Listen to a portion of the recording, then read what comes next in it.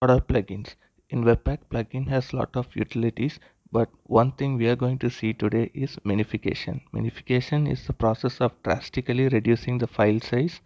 We have our current output in the before column. We are going to apply minification using Webpack and get the compressed and minified version of JavaScript that we have on the after column.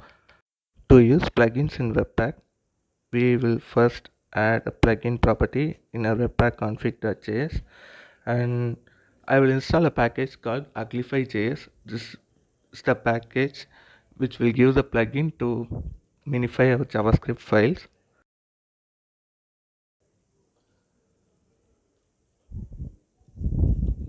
So it's a dev dependency. We will import it.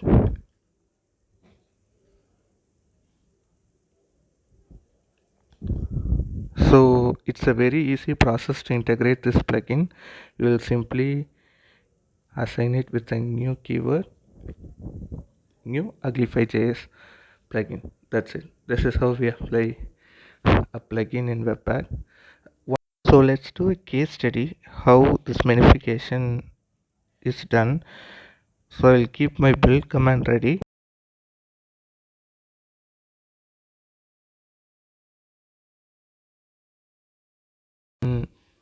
In a small window, we will have our bundle.js. If we check the size of our bundle.js, it is around 15 kbs. We do a build and minify our JavaScript. We will check the size of bundle.js again.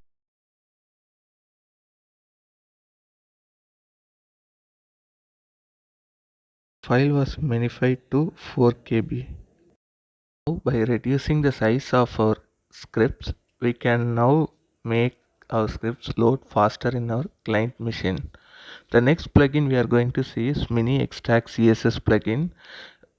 Using this plugin, we can separate our CSS and JS in an individual file in the minified format. First, we will install it, and it's a dev dependency.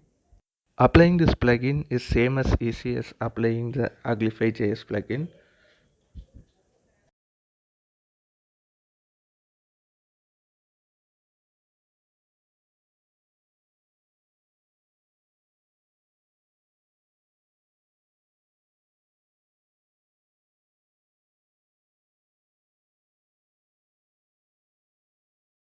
Here we have to pass an object as parameter. The object will contain file name for CSS file.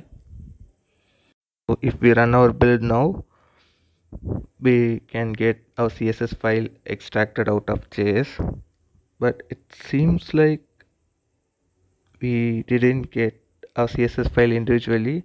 This is simply because of the loader.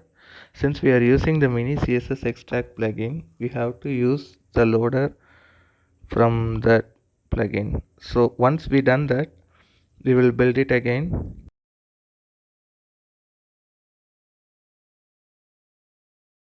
and this time we generated our CSS style.css. So now we can apply the style.css in our HTML, and if we go to our page, it will be the same page that we had previously, except this time we have a CSS and JS file bundled individually in relevant files. Next plugin we are going to see is HTML Webpack plugin.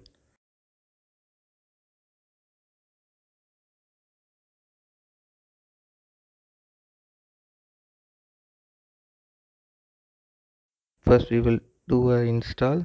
It's a dev dependency as well. Now applying this plugin is same and easy as we did for other plugins.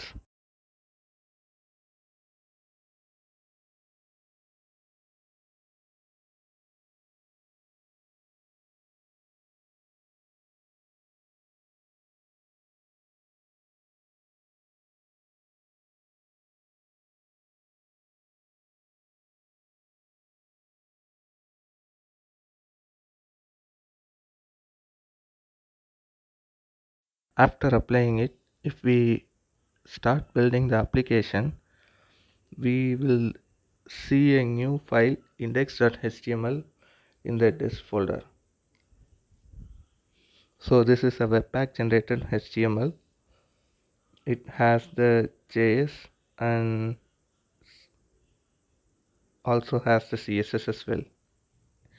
It has auto generated those things for us using HTML Webpack plugin. But obviously this is not enough property for our HTML. We still need more properties. So to configure that, we can pass an object to our HTML Webpack plugin configuration.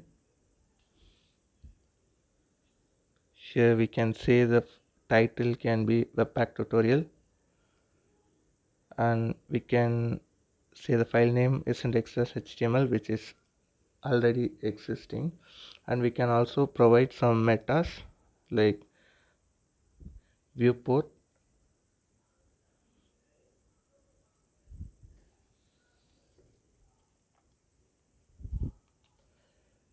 Now if we run our build, we can see the changes in a HTML.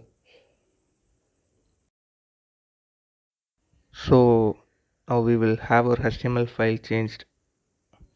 If we notice the title, the Webpack app will be changed to Webpack tutorial, and our meta information like viewport is also been applied in our new HTML file.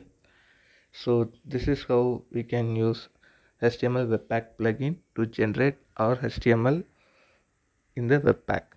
By now we would have got some understanding on how we can use plugins in Webpack. These are not all the plugins. There is still a lot of plugins available in Webpack. We have covered some of the important. Thanks for watching this video and have a great day.